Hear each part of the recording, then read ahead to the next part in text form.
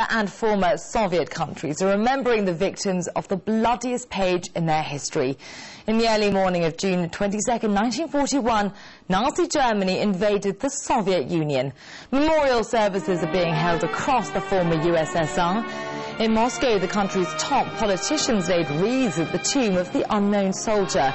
And young Russians commemorated the date by lighting candles in memory of the fallen heroes.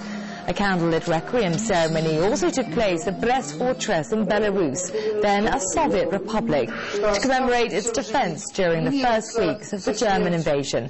It received the first shots from enemy troops. Alexandra Koshenitskaya spoke to some of those who witnessed the events of 67 years ago firsthand. For Lyudmila Alexeyeva, it should have been another perfect summer day. She was on a holiday with her grandmother in Crimea by the Black Sea. Lyudmila was then 13 years old. She remembers it well. That morning I had a dream. Walking down the street I came across a boy. He grabbed my head and smashed it over the wall, and then again and again.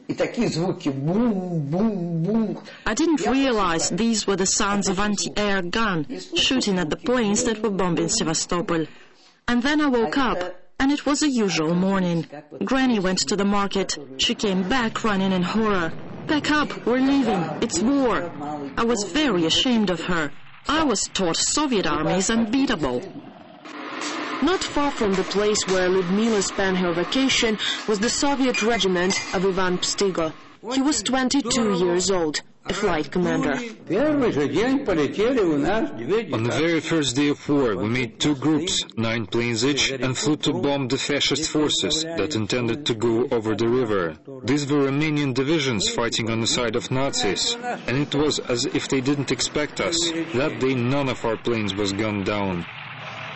In the first 3 weeks, the Red Army lost almost 1 million soldiers. When the war broke out, Taisia Sorokina was in Moscow. She was a high school student. Together with her friends, they decided to go to front. I was too young by a year and a half, and so wasn't eligible. I begged and I cried, and I managed to persuade the recruiting office to let me go. They added a year to my file, and I got into the 1st Women's Rifle Brigade. The war became a national tragedy and a fight of the whole nation. Those who weren't at the front worked for it. I would not dare to compare whose exploit was greater, those who fought or those who were in the rear.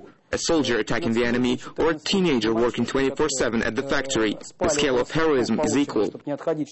Lyudmila Alexeyeva says there are 2 days she can remember by the minute.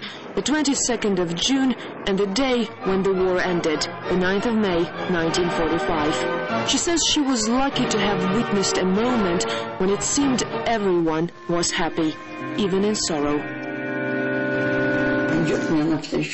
That day I was walking down the street and saw a woman. She was crying so hard, her face wet with tears. And I said, "How can you cry today when you have to be so happy the war is over?" And she said, "I am happy, but I'm happy by myself." My husband and my 3 sons all perished, and we hugged and wept on each other's shoulders. The Soviet Union lost nearly 30 million people. The motto was to stop the enemy at all costs, and the cost was immense.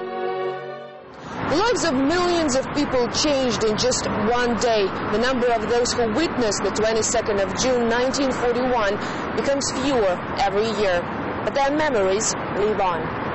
Alexandra Koshenitskaya, RT, Moscow.